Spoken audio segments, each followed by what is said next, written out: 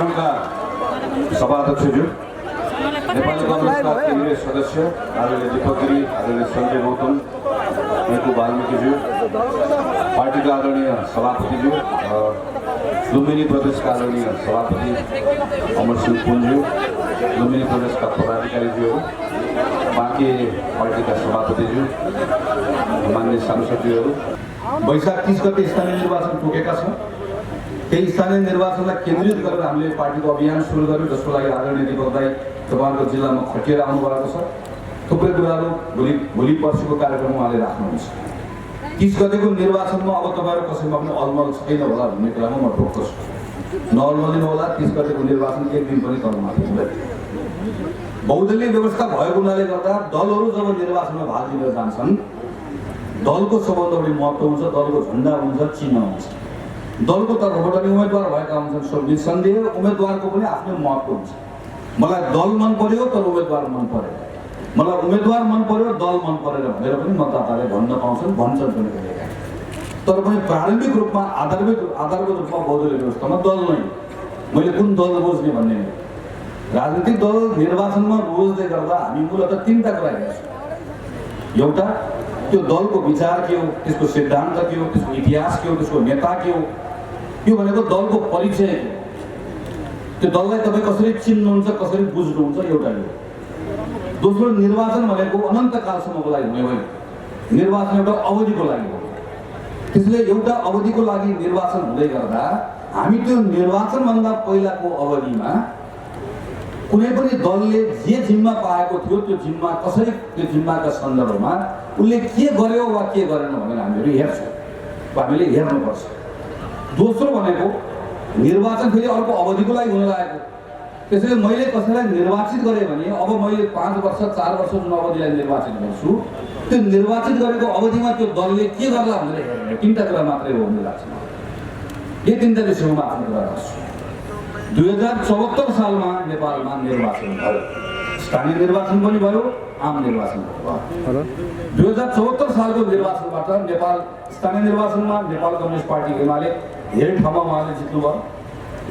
आम निर्वाचनमा Nepal communist party एउटा बनेर हाम्रो संसदमा करिब 2/3 बहुमत नेपाल कम्युनिस्ट पार्टीले प्राप्त गर्यो।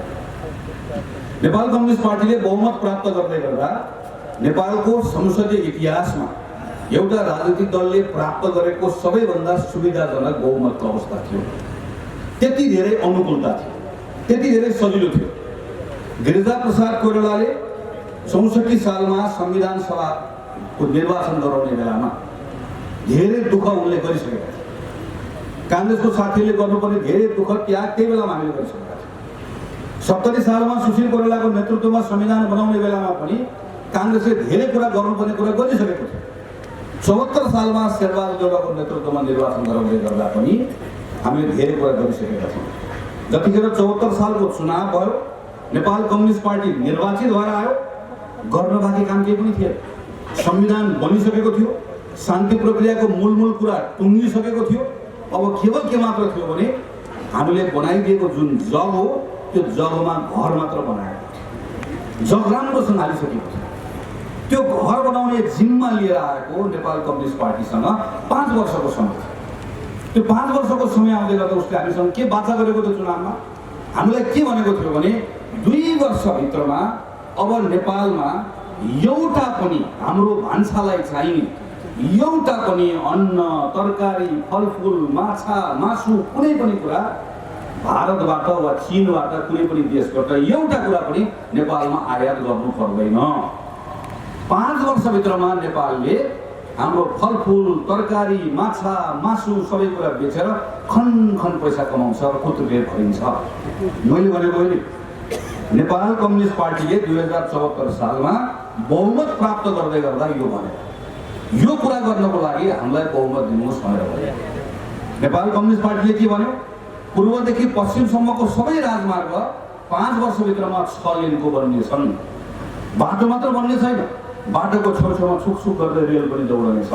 रेल चढ्न मन लाग्यो रेल चढ्नु, बस चढ्न मन लाग्यो बस चढ्नु। 2टा चढ्न मन लागेन भने पानी जहाज चढे पनि हुन्छ। मैले भनेको होइन, नेपाल कम्युनिस्ट पार्टीले भन्यो। नेपाल कम्युनिस्ट पार्टीले भन्यो अब वर्षको नेपालमा 5 लाख रोजगारी सृजना गरिनेछ। 5 लाख रोजगारी सृजना गरिसकेपछि कतार मलेसिया काम गर्न जानुपर्ने छैन। नेपाल कम्युनिस्ट पार्टीले भन्यो 5 वर्षभित्रमा अब नेपालको प्रत्येक गाउँमा शहरमा सबै ठाउँमा ठुल्ठुलो अस्पतालहरू बनाइन्छ। यो सबै नेपाल कम्युनिस्ट पार्टीले गरेको बाछा हो, चुनाव जित्दै गर्दा गरेको बाछा हो। 2 वर्ष पहिलो 2 वर्ष सरकार चलाउँदै गर्दा म संसदभित्र भएको छलफल सम्झन्छु कि संसदको पहिलो दिन यसै गरी मञ्चमा उभिएर नेपाल कम्युनिस्ट पार्टीको निर्वाचित प्रधानमन्त्री केपी ओलीलाई शुभकामना दिँदै गर्दा मैले यही आज भनेको कुरा त्यहाँ पनि पढेर सुनाएको थिएँ। यो तपाईँले घोषणा गर्नुभएको कुरा हो, यस्तो अनुकूलता नेपालमा कसैले पनि पाएको थिएन। हामी सबैले तपाईँलाई मद्दत गर्छौँ, तर यो बाछा पुरा गर्नुपर्छ। 2 वर्षभित्र एउटा पनि बाछा पुरा भएन। सम्झनुहोस् एकपटक, काङ्ग्रेसको कार्यकर्ताले सम्झनै पर्छ र जनतालाई बताउनै पर्छ।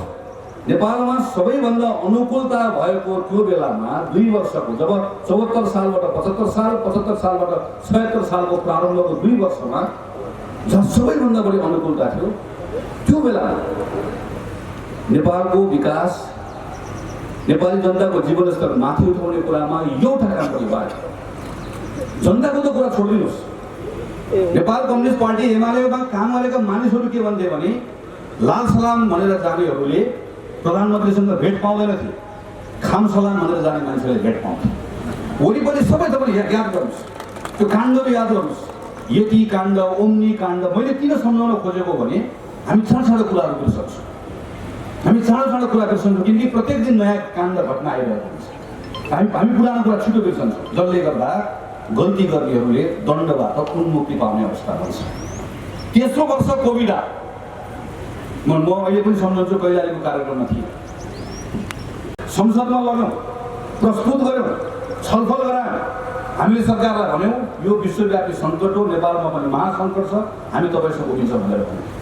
10,000 मानिसहरू मरे कोभिडको कारणले गर्दा केपी ओली प्रधानमन्त्री हुनुभएको बेलामा। म दावाका साथ भन्छु, सरकार संवेदनशील भएको भए 10,000 मध्ये 8,000 मानिसको ज्यान बचाउन सकिन्छ। 2000 को सकिन्न, 8,000 मानिसको ज्यान बचाउन सकिन्छ। कोभिडको कारणले गर्दा लकडाउन भयो। किसानहरू जसले बल्ल बल्ल बनिबुत गरेर खाएका थिए, समयमा मल नपाउँदा, समयमा बजार नपाउँदा, खेतमा गएर काम गर्ने श्रमिक नपाउँदै गर्दा सबैभन्दा बढी दुखी हुने व्यक्तिमा किसान परे। किसान मात्र हो, सानो उद्योग चलाउने मान्छेहरू जसले 2 पैसा ब्याङ्कबाट लोन लिएका थिए, ती लाखौँको सङ्ख्यामा ती घरबार विहीन भयो, व्यवसाय त गऱ्यो। सानोको मात्र होइन, कसैले ठुलो पार्टी प्यालेस बनाएको छ, ब्याङ्कमा लगेर आफ्नो घर गिरवी राखेर बनाएको छ। उसको 1 वर्षसम्म पार्टी प्यालेस बन्द भयो, उसको 1 वर्षसम्म होटल बन्द भयो, बसवालाको बस बन्द भयो, ट्रकवालाको ट्रक बन्द भयो। सरकार आफैले अध्ययन गरेर के निकाल्यो भने कोभिड सुरु भएपछि मात्रै 18 लाख मान्छे जो पहिला गरिब थिएनन्, कोभिड सुरु भएपछि गरिब भयो भने तथ्याङ्क निकाल्यो। सरकार आफैले के तथ्याङ्क निकाल्यो भने विदेशमा गएका लाखौँ हाम्रा साथीहरू फर्केर आएका छन्, फेरि फर्केर गएर काम पाएका छैनन्। सरकार आफैले तथ्याङ्क निकाल्यो कि हाम्रो विदेशसँग भएको व्यापार अहिले जताततै बन्द भयो। सरकार आफैले तथ्याङ्क निकालेर भन्यो पर्यटक नेपाल आउन छाडेका छन्। सरकार आफैले भन्यो हाम्रो अर्थतन्त्र ठुलो समस्यामा परेको छ। त्यस्तो बेलामा हामीले सरकारलाई भन्यौँ हामी तिमीलाई मद्दत गर्छौँ, हामीले सरकारलाई भन्यौँ हामीसँगै काम गर्छौँ। तर यो बेलामा हाम्रो सरकारले के गर्यो? हाम्रो सरकारले संसद भङ्ग गरिदियो। हाम्रो सरकारले संसद भङ्ग गरिदियो। त्यो संसद भङ्ग किन गर्यो भन्ने प्रश्नको उत्तर कसले दिने हो? काङ्ग्रेसले दिने। नेपाल कम्युनिस्ट पार्टीको प्रधानमन्त्री ओलीदेखि प्रचण्डदेखि माधव नेपालसम्म आज जो देशभरि यस्तै मञ्च बनाएर म यो गर्छु म यो गर्छु म यो गर्छु भन्नेले जरा त तल बस्नेहरूको प्रश्नको उत्तर दिनुपर्छ कि पर्दैन? 5 वर्षको लागि जिम्मा लिएर गएको, आफैले बनाए आफैले पाएको बहुमत आफैले खेल्न नसकेको, आफूले लिएको जिम्मा आफूले चलाउन पुरा गर्न नसकेको हामीले त के हामीले त एउटा बाटो बनाइदिएर एउटा ठाउँसम्म बस लगेर पुर्याइदिएर अब योभन्दा अगाडिको यात्रा 5 वर्ष तिमीले गर भनेर ड्राइभरको सिटमा लगेर राखिदिएको मान्छे 5 वर्षसम्म बस त्यहाँ पुर्याइसके पछाडि अब चुनावबाट फेरि अर्को ड्राइभर आउने हो कि केही ड्राइभर दोहोरियो भन्ने पद्धतिको साल्नुपर्ने ठाउँमा बसको ड्राइभर आफैले बस भिरबाट खसालिदिएको छ। खसाल लिएर के मान्छे त्यहाँबाट झरेर भिउतिर समातेर बल्ल बल्ल बाँचेका छन्। हामी यहाँ छौँ भनेर कराएर हामीले बाहिर निकालेर ल्याए। एक थरी त्यस्ता भए। अर्को बसको ड्राइभर आफैले बस खसालिदिएको छ। अनि खसालिदिएदेखि पछि अनि माथि बाहिर आएर के भन्छ भने देखिस् म जस्तो बहादुर कोही छ भन्छ। बस चलाउने जिम्मा पाएको छ। बस चलाउने ड्राइभरले सकुशल सबै यात्रीले लिएर जानुपर्ने ठाउँमा आफै बस भिरबाट भकेको छ, आफै खसाल छ। अनि मैदानमा आएर म जस्तो बहादुर कोही छ। प्रधानमन्त्री पूर्व प्रधानमन्त्री केपी ओलीको यो चालकभन्दा अर्को फरक तपाईँले दृश्य सोध्न सक्नुहुन्छ। 5 वर्ष संसद चलाउने जिम्मा लिएर गएको, जिम्माको कुरा मात्र होइन, एउटा युवक भएर सोच्नुहोस्, काङ्ग्रेस भएर छोडिदिनुहोस् एकछिन। नेपालको राजनीतिमा लामो उतार चढावपछि हामी एउटा यस्तो अवस्थामा आयौँ जतिखेर पहिले धेरै लामो समयपछि पल्ल एउटा सरकारले काम गर्ने मौका पायो, तपाईँको विषयमा काम गर्ने मौका पायो।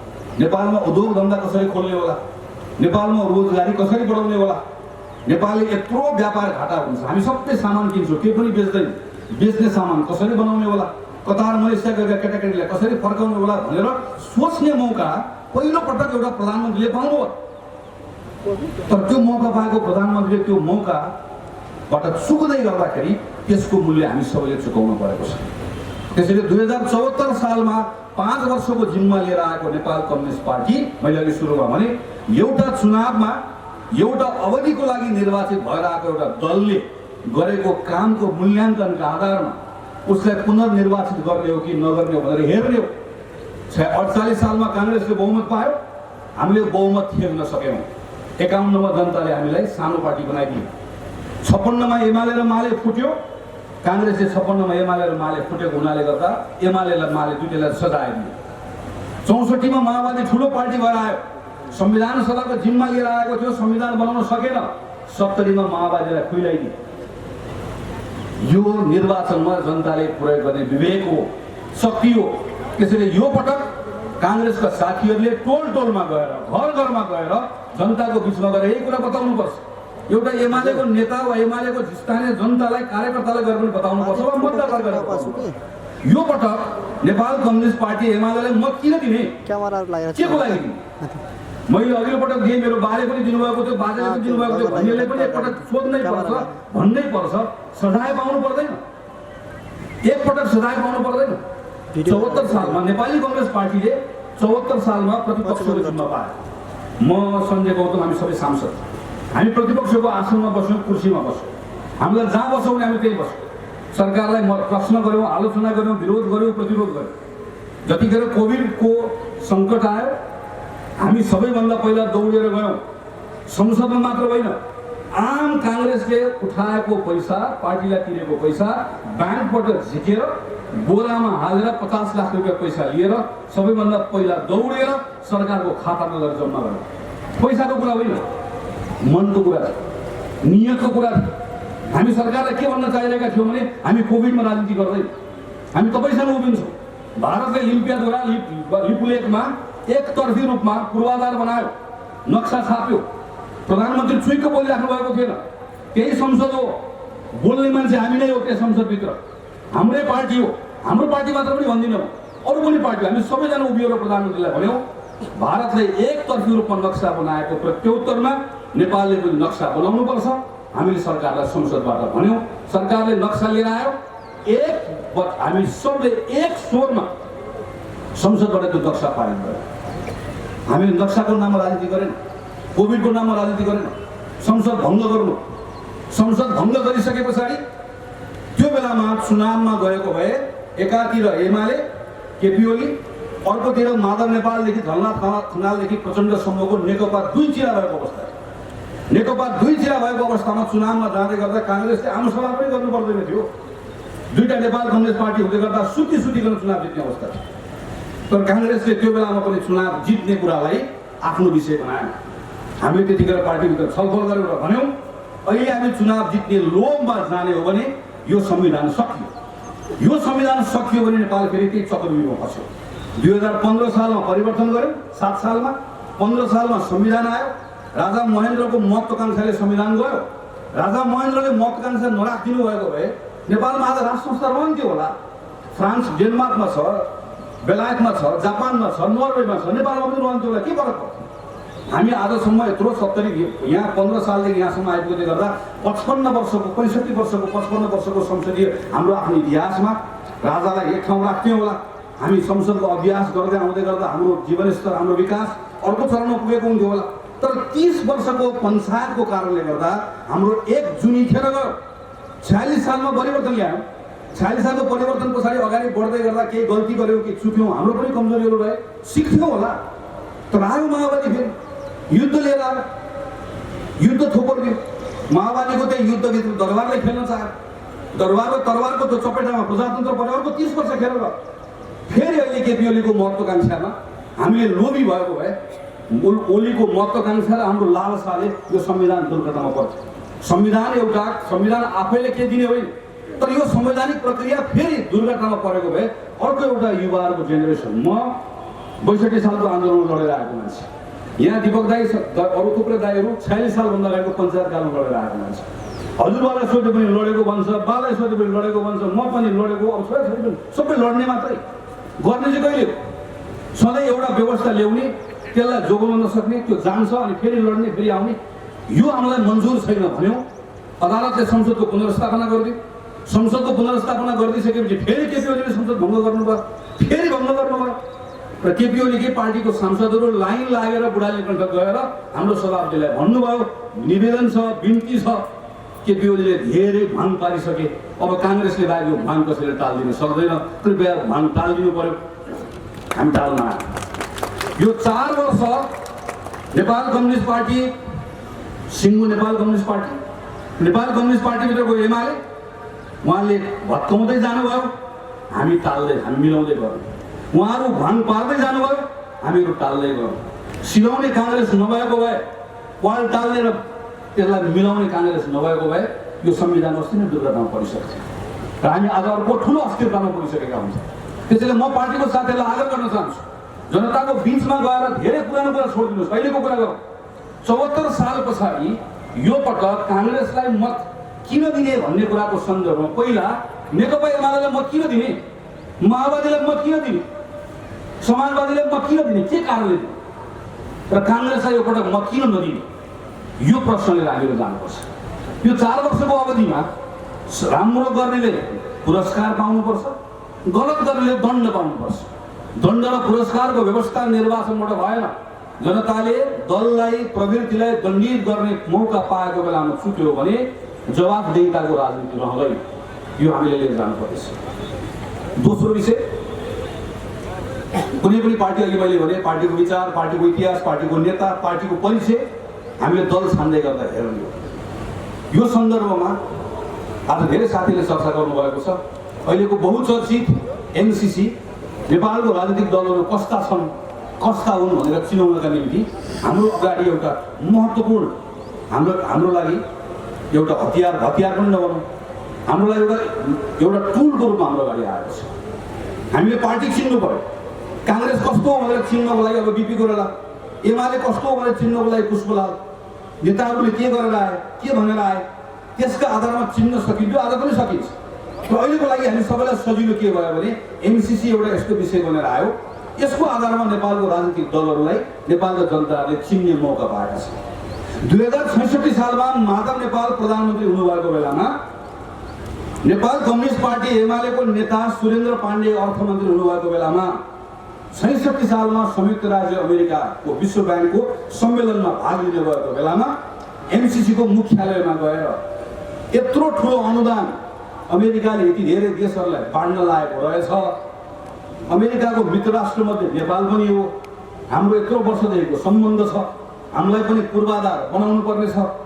त्यो कारणले गर्दा नेपाललाई पनि यो सूचीमा राख्नु पर्यो भनेर 66 सालमा माधव नेपालको अर्थमन्त्री सुरेन्द्र पाण्डेले सुरु गर्नुभएको एमसिसीको यात्रा, त्यस पछाडि झलनाथ खनाल प्रधानमन्त्री हुनुभएको बेलामा, जतिखेर झलनाथ खनाल प्रधानमन्त्री हुनुभएको भनेको एमाले र माओवादीको संयुक्त सरकार, झलनाथ खनालको उपप्रधानमन्त्री भरतपुर अधिकारीले 4 दिनको संयुक्त राज्य अमेरिकाको भ्रमण गरेर त्यहाँको उपमन्त्रीलाई भेटेर औपचारिक रूपमा एमसिसी परियोजनामा नेपाललाई पनि समेटिदिनु पर्यो भनेर गर्नुभएको आग्रह। त्यो आग्रहको आधारमा अमेरिकाले चिठी पठाउँदै गर्दा झलनाथ खनाल बदलिएर नेपालको प्रधानमन्त्री बाबुराम भट्टराई हुनुभएको अवस्था र बाबुराम भट्टराईलाई पठाएको चिठीमा तपाईँको योभन्दा अगाडिको सरकारले हामीलाई जुन अनुरोध गर्यो त्यो अनुरोधलाई सकारात्मक रूपमा लिएका छौँ। हामीले तपाईँहरूलाई प्रारम्भिक रूपमा छनौट गरेका छौँ, अब तपाईँहरूसँग छलफल गर्छौँ भन्दै गर्दा बाबुराम भट्टराईको सरकार अर्थात् माओवादीको सरकारले निर्णय गरेर धन्यवाद हामी यो प्रक्रिया अगाडि बढाउन चाहन्छौँ भनेर नेपालबाट आधिकारिक व्यक्ति छनौट गरेको अवस्था। त्यसपछि संविधान सभा भङ्ग, खिलराज रेग्मीको नयाँ सरकार, त्यो सरकारले गरेको काम। त्यसपछि 2070 सालमा सुशील कोइरालाको सरकार। सुशील कोइरालाको सरकार भनेको काङ्ग्रेस र एमालेको संयुक्त सरकार। त्यो सरकारको उप प्रधानमन्त्री भनेको वामदेव गौतम।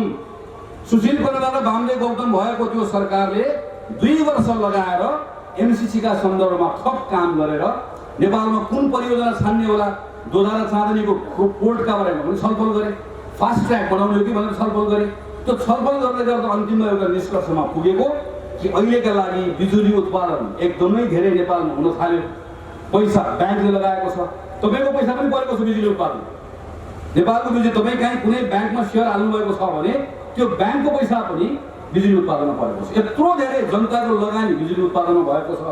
तर उत्पादन गरेको बिजुलीलाई बिजुली उत्पादन गर्ने ठाउँबाट बाहिर निकाल्ने प्रसारण लाइन भएन भने त हामी बर्बाद हुन्छौँ, डुब्छौँ। त्यसैले प्रसारण लाइन बनाउनको लागि यो पैसा प्रयोग गर्नु पर्यो भनेर गरेको निर्णय, त्यो निर्णय गरिसकेर 2072 सालमा बनेको केपी ओलीको सरकार। अनि केपी ओलीको सरकारले गरेको निर्णय कि सुशील कोइरालाको सरकारले छानेको प्रसारण लाइनको आयोजना ठिक छ, अब त्यसको प्रस्ताव लेख्नु पर्यो।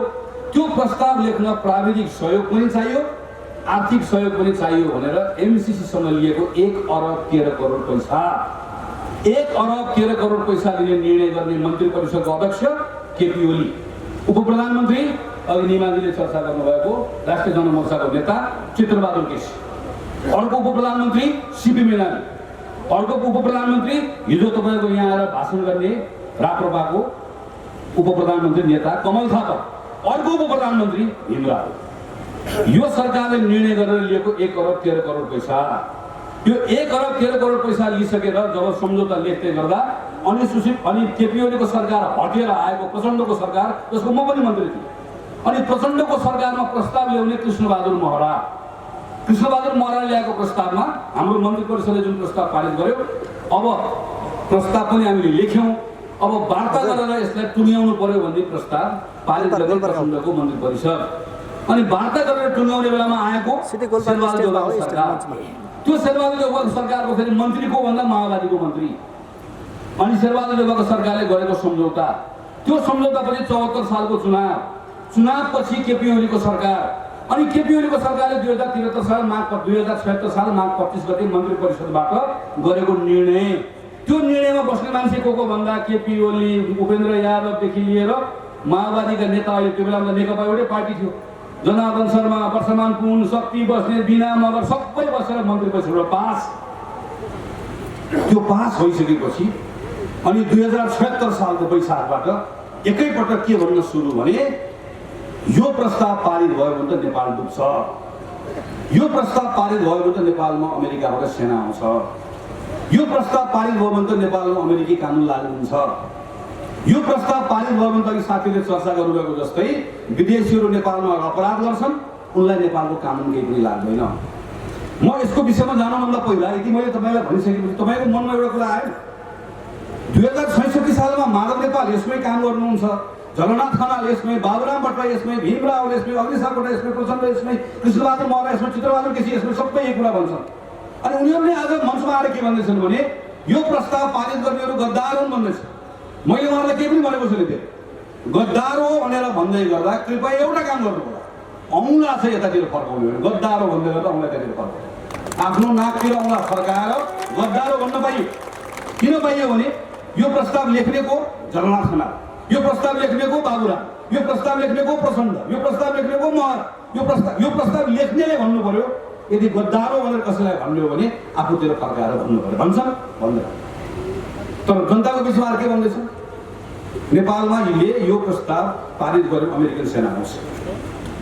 नेपालले यस्तो अनुदानको सम्झौता दर्जनौं गरेको छ, 50 वर्षदेखि गर्दै आएको छ। अमेरिकाबाट लिएको छ, चीनबाट लिएको छ, भारतबाट लिएको छ, जापानबाट लिएको छ। नेपालले मात्र होइन, अमेरिकाले पनि अर्कोसँग लिएको छ, भारतले अर्कोसँग लिएको छ, जापानले अर्कोसँग लिएको छ। अन्तर्राष्ट्रिय सम्झौतामा जे लेखिएको छ त्यो मात्रै हुन्छ वा त्यो मात्रै गर्नुपर्छ। न अमेरिकाको सेना नेपालमा आउँछ, न नेपालको सेना अमेरिकाको लागि कहीँ गएर लड्न जानुपर्छ। यो सबै नेतालाई थाहा छ। तर पनि तपाईँहरूलाई जनताको बिचमा उनीहरू एकपछि अर्को गलत कुरा गर्दैछ। यो प्रस्तावमा के लेखिएको छ कि अमेरिकाले नेपाललाई 60 अरब रुपियाँ पैसा दिन्छ। यो हामीले दिएको पैसाले तिमीले प्रसारण लाइन बनाउन पाउँछौ। प्रसारण लाइन भन्दा बाहेक चाहिँ यो पैसा अरू काममा प्रयोग गर्न पाउँदैनौ। चीनले हामीलाई पैसा दिएर अहिले पोखरामा एयरपोर्ट बनाउँदैछौँ। चीनले दिएको पैसामा उसले के भन्छ हामीलाई, मैले तिमीलाई ऋण दिएको छु, यो ऋण तिमीले पोखराको एयरपोर्ट बनाउन प्रयोग गर्न पाउँछौ, मेरो विरुद्ध प्रयोग गर्न पाउँदैनौ। जापानले ऋण दिएर अहिले काठमाडौँमा सुरुङ मार्ग बनाउँदैछौँ नौ विषयमा। जापानले के भन्छ, मेरो पैसा लिएर सुरुङ मार्ग बनाउन पाउँछौ, मेरो यो पैसा मेरो विरुद्धमा प्रयोग गर्न पाउँदैनौ। सबैमा यही लेखिएको हुन्छ। तर नेताजीले आएर के भन्छ, जापानको सुरुङको बारेमा भन्दैन, चीनको ऋणको बारेमा भन्दैन, योभन्दा पहिला भारतसँग लिएको पूर्व पश्चिम राजमार्गको बारेमा भन्दैन, योभन्दा पहिला अमेरिकासँग लिएको अनुदानको बारेमा ऋणको बारेमा भन्दैन। उसले केवल के मात्रै भन्छ भने अहिले जनताको बिचमा आएर यो पैसा लियो भने 60 अरब पैसा प्रयोग गर्दै गर्दा यो पैसा अमेरिकाका विरुद्ध प्रयोग गर्न पाउँदैन भनेको, अबदेखि नेपालले आफ्नो कानुन आफै बनाउन पाउँदैन भनेको भनेर भन्छ। जानेरै भन्छ, थाहा पाएकै कुरा भन्छ, ढाँट्छ। नेपालले यो पैसा लिइसके पछाडि अस्ति भर्खर हामी सम्झौता गर्यौँ। त्यो सम्झौता गरेपछि के, त्यसपछि हामी यो सम्झौता गरिसकेपछि हामी यही संसदबाट हामी अहिले दर्जनौँ कानुन बनाउँछौँ। हामीले अहिले दर्जनौँ कानुन बनाउँदै गर्दा त्यो कानुन बनाउने नेपालको सार्वभौम संसदको अधिकार कसैले खुसेर लान सक्छ? कसैले खुसेर लान सक्दैन। नेपालको कुनै पनि डिप्लोमेट, कूटनीतिज्ञ, राजदूत वा कर्मचारी कुनै पनि अर्को देशमा गएर कूटनीतिज्ञको हैसियतमा बस्छ भने कूटनीतिज्ञको हैसियतमा बस्नेको लागि छुट्टै कानुन आकर्षित हुन्छ। नेपालको राजदूत भारतमा, चीनमा, अमेरिकामा, जापान, युरोपमा गएर बसे पनि त्यही हो। भारतको, चीनको, रुसको जहाँको राजदूत नेपालमा आएर बसे पनि त्यही हो। संसारभरि यस्तो कानुन दुईटै देशले बनाएको हुन्छ। अहिले पनि अमेरिकाको राजदूत होस्, भारतको राजदूत होस्, चीनको राजदूत होस् वा उनीहरूले सञ्चालन गर्ने यस्तो परियोजनामा काम गर्ने कर्मचारी होस्, उसको लागि छुट्टै कानुन आकर्षित हुन्छ। उसले नेपालको कानुन भन्दा पनि अन्तर्राष्ट्रिय कानुनका थुप्रै धाराहरूले उसलाई कुनै पनि अपराध गर्नबाट रोक्छ। यो अभ्यास संसारभरि छ, नेपालमा छ, 20औं वर्षदेखि छ। तर यो सबै कुरा थाहा पाएको र संसदबाटै ऐन बनाएको एउटा कम्युनिस्ट पार्टीको नेताले आएर उभिएर के भन्छ, उसले उभिएर के भन्छ भने यो एमसिसी पारित भयो भने अब गोराहरू आउँछन्, सडकमा मान्छे किचे पनि कानुन लाग्दैन, छोरीबेटी बलात्कार गरे पनि कानुन लाग्दैन भनेर भन्छ। त्यो भन्नेलाई राम्रोसँग थाहा छ यस्तो कानुन कहीँ पनि छैन। नेपाल र नेपाल जस्तो अरू थुप्रै देशहरूले कूटनीतिसँग गर्ने यस्तो व्यवहार कुनै नयाँ कुरा होइन भन्ने कुरा उसलाई राम्रोसँग थाहा छ। तर उसले भन्छ, तपाईँले मेलम्ची खानेपानी आयोजनाको नाम सुन्नुभएको छ। तपाईँको यहाँ नेपालगञ्जमा एडिबीले सहयोग गरेर बाटो बनाएको छ, ऋणले। तपाईँहरू कोलपुरमा पनि यस्तै बाटो बनोस् भन्ने चाहनुहुन्छ। चाहनु हुँदैन भने हात उठाएर हामीले 1 पैसा चाहिँदैन भन्नु होला। आज तपाईँहरू होइन भने एसियाली विकास ब्याङ्कले नेपालगञ्ज बनाए, यहाँ पनि बनाओस् भन्नुहुन्छ। एसियाली विकास ब्याङ्कले ऋण लिएर हाम्रो काठमाडौँमा पनि मेलम्चीको खानेपानी आयोजना बन्न थालेको छ। बन्न सुरु भएको त 24, 25, 27, 28 वर्ष भयो। अब सकिएला कि भन्दैछ। त्यो एसियाली विकास ब्याङ्कले अनुदान दिएको पैसाबाट हामीले सुरु गरेको खानेपानी आयोजना जो नेपाल सरकारको आयोजना हो, यसको नाम हामीले मेलम्ची खानेपानी आयोजना भनेर राखेका छौँ। यो मेलम्ची खानेपानी आयोजना भन्ने नाम नराखेर त्यसको नाम के राख्नु मिल्थ्यो भने एसियाली विकास ब्याङ्क खानेपानी आयोजना भनेर राख्नु मिल्थ्यो। नाम राखेन, मेलम्ची राख्यो। अहिले हामीले मिलेनियम च्यालेन्ज अकाउन्ट भन्ने जुन तपाईँले पढिराख्नुहुन्छ, त्यो नामको सट्टामा के राख्नु मिल्थ्यो भने रातोमाटे बुटोल प्रसारण लाइन आयोजना भनेर नाम राख्नु मिल्थ्यो। राख्यौँ हामीले, एमसिए राख्यौँ। अब मेलम्ची खानेपानी आयोजनाको नाममा सिन्धुपाल्चोकमा जग्गा पनि छ, लालपूर्जा पनि छ।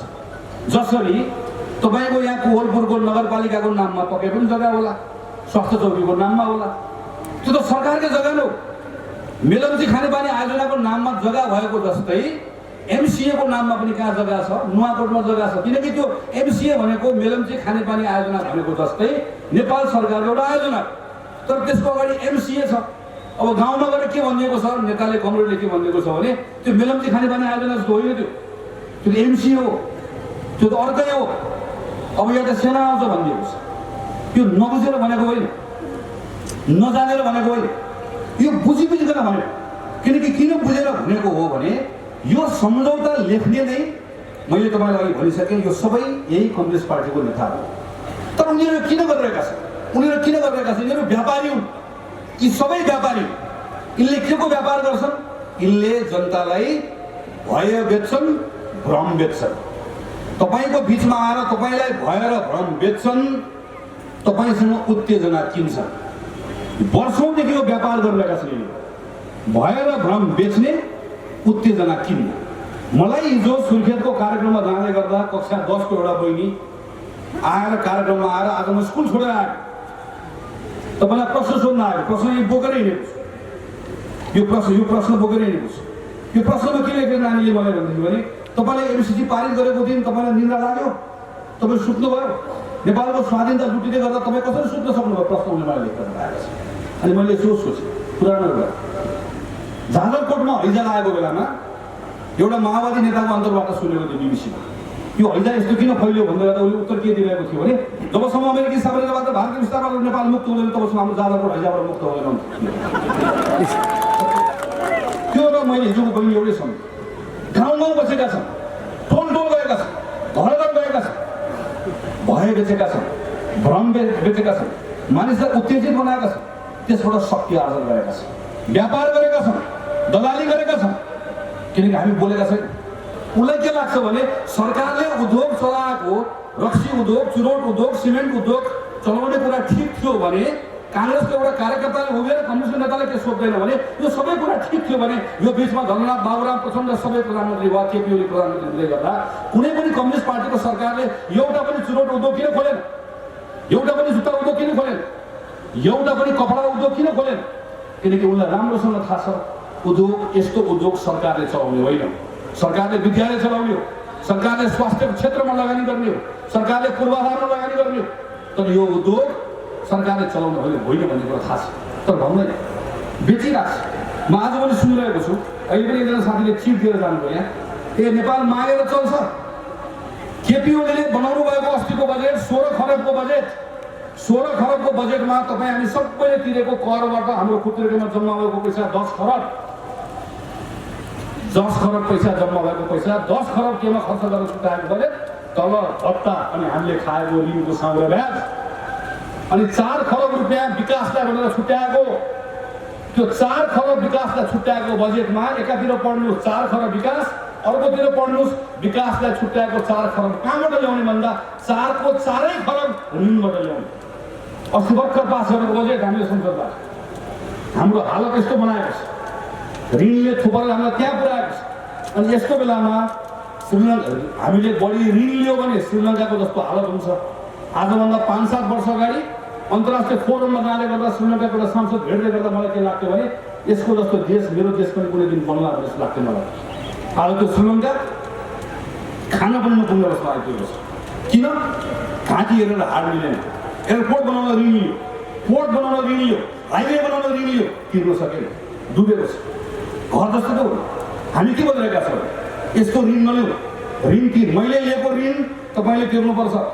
तपाईँले अहिले एसियाली विकास ब्याङ्कले नेपालगञ्जको बाटो बनाइयो, तपाईँको बालाई बेलुका गएर सोध्नुहोस् तिनको बाको खल्तीबाट तिरेको करले त्यही ऋण तिरिरहेको, कसैले चाहिँ ल्याएर सिधै बनाएको होइन। ऋण लिएपछि तिर्नुपर्छ, त्यो ऋण लिनुपर्छ, देशलाई चाहिन्छ ऋण, तर ऋण लिने सीमा हुन्छ। कति ऋण लिन सक्छ हामी, कति तिर्न सक्छौँ हामी, साउन तिर्नुपर्छ, ब्याज तिर्नुपर्छ। त्यसैले नेपाली कङ्ग्रेस के भन्दैछ भने ऋण पनि लिउँ, लगानी पनि लिउँ, बनाउने आफ्नै देश हो, हामीले नै हो, हामीले अर्थतन्त्र बनाउने। तर नेपाल जस्तो देशले हामीले सम्भव भएसम्म फिर्ता गर्नु नपर्ने पैसा लिने कोसिस गर्नुपर्छ भन्दै गर्दा आज हामी हेर्छौँ जनताको बिचमा गएर के भनिदिएको छ, काङ्ग्रेसमा माग्ने कुरा गर्छ भनिदिएको छ। त्यसमा तपाईँ एउटा सोध्नुहोस् न, कुनै एउटा कमरेडलाई एउटा यहीँको सांसदलाई बोलाएर सोध्नु, ल नेपालगञ्जको बाँकीको सांसद लाइन राखेर सोधौँ तपाईँलाई यो पटक विकासको खर्च कति चाहिएको छ? तपाईँले अहिले यहाँ भनेको कुरा टिपेको मैले, तपाईँलाई प्रादेशिक विश्वविद्यालय पनि चाहिएको छ, कोलकोटमा कृषि विश्वविद्यालय बनाउने हो गर्ने, तर बनाउनुको लागि पैसा हामीसँग आज हामीसँग खुत्रेकोमा भएको पैसाको साइज कति हो? अनि यो बनाउनलाई लगानी ल्याउनु परेन, बाहिरबाट स्रोत ल्याउनु परेन। बाहिरबाट आउने स्रोत भनेको कि लगानीमा आउँछ कि ऋणमा आउँछ कि अनुदानमा आउँछ। काङ्ग्रेस के भनिरहेको छ लगानी ल्याऊ प्रशस्त ल्याऊ अनुदान ल्याऊ ऋण पनि ल्याऊ तर कम ल्याऊ तिर्न सक्ने गरी पनि गलत हो यही कुरा लगातार बेचिराखिएको छ त्यसैले मैले सबै ठाउँमा भनेको छु म आम पार्टीको साथीहरूलाई भन्न चाहन्छु एमसीसीको विषय लिएर जनताको बिचमा तपाईँहरू जाँदै गर्दाखेरि कुनै पनि एमालेको साथी तपाईँसँग बहस गर्न आयो तपाईँसँग ठुलो कुरा गर्न आयो भने एमालेकै पार्टीको नेता वा कार्यकर्ता हो भने तपाईँले धेरै बहस गर्नै पर्दैन तपाईँले केवल यति मात्र भनिदिए हुन्छ तपाईँ यहाँबाट जानुहोस् कोवलपुरबाट टिकट काट्नुहोस् काठमाडौँ पठाइदिनुहोस् काठमाडौँभित्र ट्याक्सी चढाएर बालकोट पठाउने काम म गर्छु र उनलाई एउटै कुरा भनिदियो हामीले उत्तर दिने होइन बालकोट जाने 2000 याद गर्ने मिति 2075 साल माघ 25 गते तिम्रो बा केपी ओलीले मन्त्री परिषदको बैठकबाट एमसीसी पारित गर्दै गर्दा त्यो बेलामा के नसामा पास गरेको हो त्यति सोधेको छ माओवादीको साथीले बढी यहाँ ए माओवादी बी माओवादी सी माओवादी साथीले बढी बोल्यो भने तिनलाई पनि पठाइदिने कसैलाई स्थानीय कार्यकर्तालाई पोसो लागेको छ भने प्लेन चढेर पठाइदिने काठमाडौँ पठाउने ट्याक्सी चढेर तिनलाई पनि हामी खुमलदार हामीले पठाउने र खुमलदार पठाएर उनलाई पनि भन्ने तिम्रो बालाई गएर पहिला सोध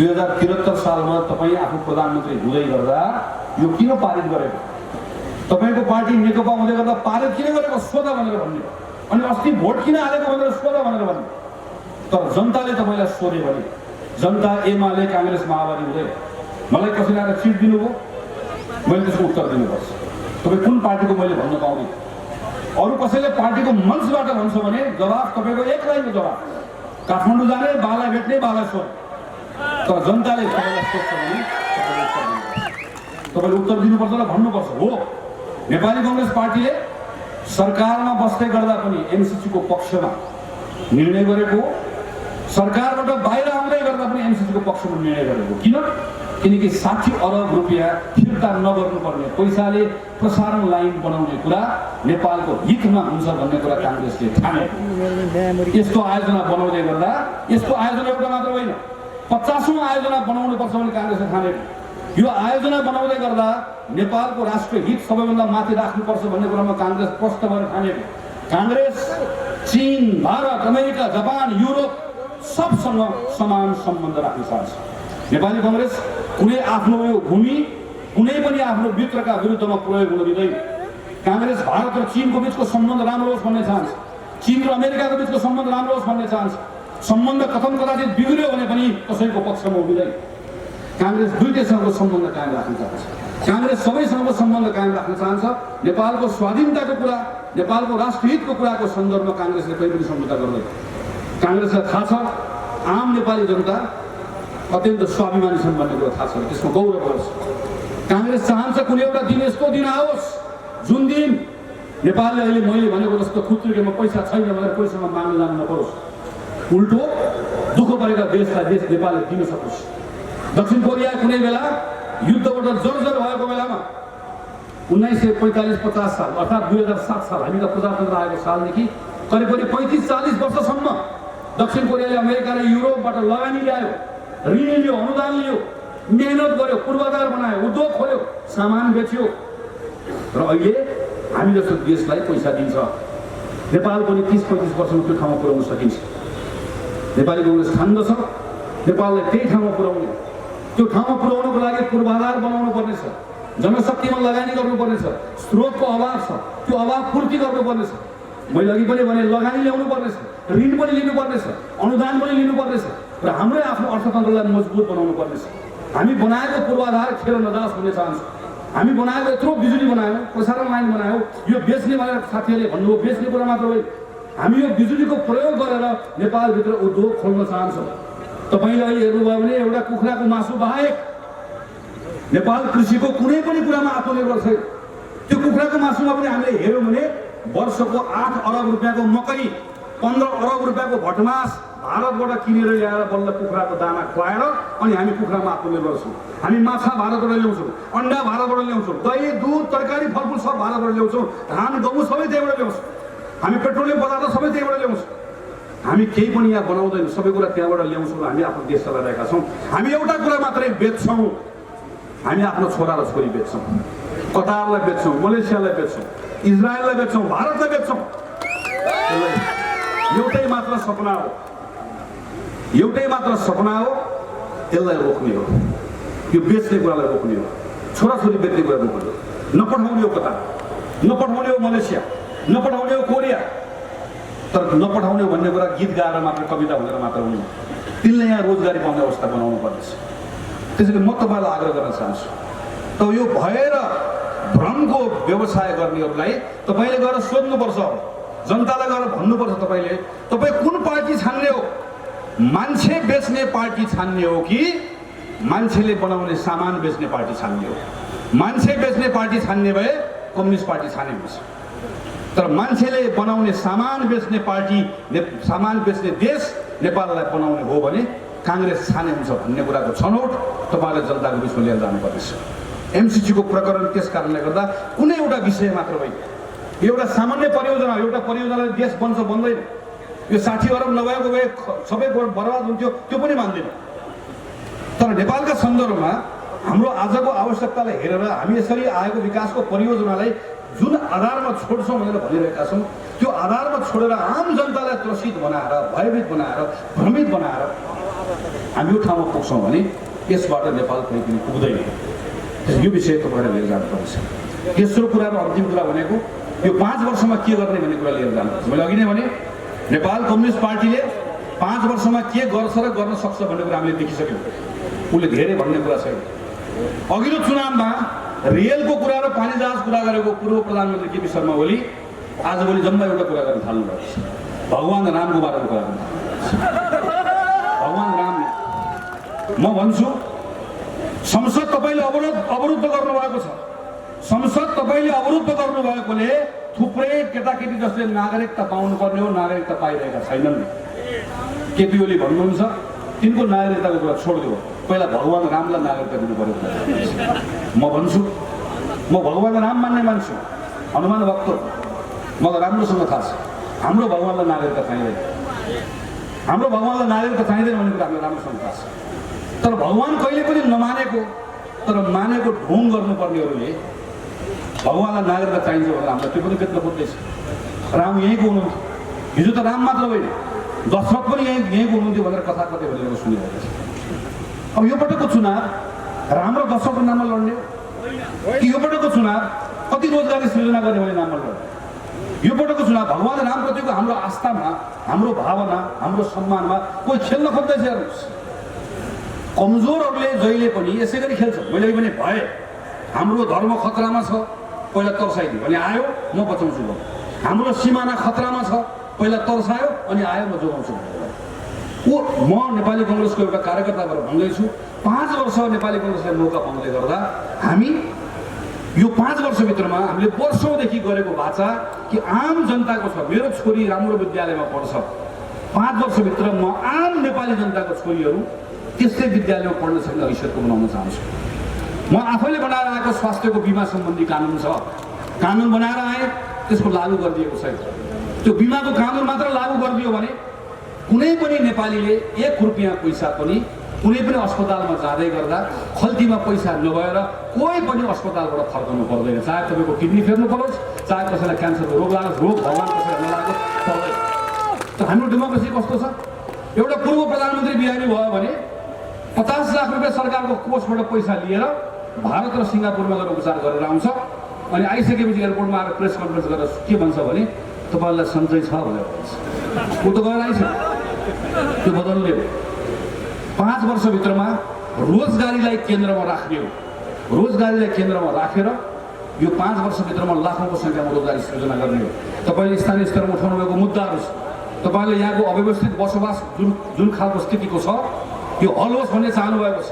शेरबहादुर देउवाको सरकारले नै यही चुनावभन्दा अगाडि योसँग सम्बन्धित भएको धेरै कुराहरू हल गर्छ, गराउने हो र बाँकी रहेको कुराहरू पनि हाम्रो सरकार बन्ने कुरा सँगसँगै हल गर्ने हो। तपाईँले यहीँनिर औद्योगिक क्षेत्रमा यहाँभित्र थुप्रै साथीहरू बस्नुभएको छ, त्यो साथीहरूको बसोबासको कुरा प्रभावित नहोस् भन्ने चाहना राख्नुभएको छ। अघि नै हाम्रो मान्यजीले हो या कुनै पार्टीको साथीले हाम्रो किसान सङ्घको अध्यक्षले कुरा गर्नुभयो, कि यहाँभित्र थुप्रै मुक्त कमाइहरूले हिजो आफूले पाएको जग्गा जमिनका बारेमा त्यसको प्रयोग गर्न पाएका छन्। प्रादेशिक विश्वविद्यालयको कुरा गर्नुभएको जुन यहाँबाट नहटोस् भन्ने चाहनु भएको छ, हट्दै तपाईँले कृषि विश्वविद्यालय खोलोस् भन्ने चाहनु भएको छ।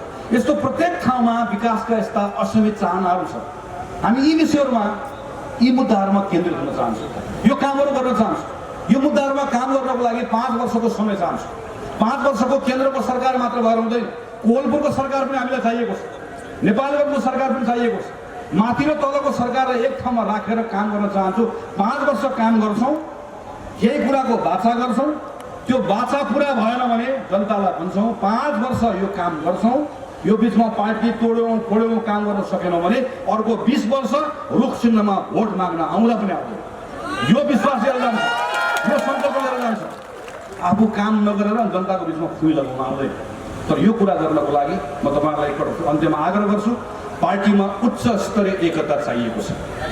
कम्युनिस्ट पार्टीहरू टुटफुट भएका छन्, तपाईँहरू नआत्तिनु होला। तपाईँहरूले भन्नुभएको छ, यो तपाईँहरू सबै साथीहरूको चाहना छ, काङ्ग्रेस एक्लै लड्नुपर्छ, काङ्ग्रेसले आफ्नै चुनाव चिन्हमा मत हाल्न पाउनुपर्छ भन्ने तपाईँको भावनाको उच्च सम्मान पार्टीले गर्नुपर्छ, गराउनु पर्छ।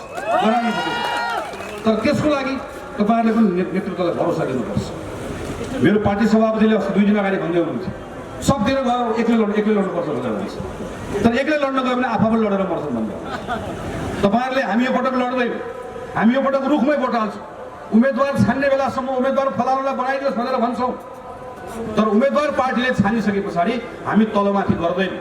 जसलाई बनाउँछ रुख बाहेक मुख हेर्दैनौँ भन्ने कुराको प्रतिबद्धता त्यहाँबाट पनि चाहिएको छ। त्यसपछि मात्रै काङ्ग्रेसको नेतृत्वले पनि एक्लै लड्ने र लडाउने हिम्मत गर्न सक्छ। यो ठाउँमा हामीले पुर्याउनु पर्नेछ र मलाई विश्वास छ नेपाली कङ्ग्रेसको नयाँ नेतृत्वमा आउनुभएको साथीहरूले सबैलाई समेटेर काम गर्नुहुन्छ। प्रदेशको आदरणीय सभापति यहाँ हुनुहुन्छ, थुप्रै जिम्मा प्रदेशको छ, तपाईँलाई भन्नुभएको छ। विधानले जुन तहलाई जुन जिम्मा दिएको छ, केन्द्रले एउटा पनि जिम्मा त्यहाँबाट खोसेर लिँदैन। तपाईँले आफ्नो तहमा काम गर्नु, त्यो कामको तपाईँले टुङ्ग्याउनुपर्छ। उच्च स्तरीय एकता राखेर सिङ्गो लुम्बिनी प्रदेशमा, बाँके जिल्लामा, तपाईँहरूको कोहलपुर नगरपालिका यो क्षेत्रभित्रका अरू पालिकाहरूमा तपाईँहरूले शानदार ढङ्गले विजय प्राप्त गर्नुहुन्छ भन्ने विश्वास राख्दै मेरो आफ्नो कुरा टुङ्ग्याउँछु। धन्यवाद, नमस्कार, जय नेपाल। धन्यवाद। कार्यक्रमका प्रमुख अतिथि नेपाली काङ्ग्रेसका महामन्त्रीज्यू, अब क्षेत्रीय कार्य समितिको तर्फबाट प्रमुख अतिथि लगायत केन्द्रीय सदस्यहरूलाई मायाको चिनी दिने कार्यक्रम रहेकोले क्षेत्रीय सभापतिज्यू मायाको चिनी उठाउनको लागि म हार्दिक अनुरोध गर्दछु। क्षेत्रीय कार्य समितिको तर्फबाट आजको यो विशेष दिनलाई विशेष सम्झना बनाउनको लागि हामी आजका यस कार्यक्रमका प्रमुख अतिथि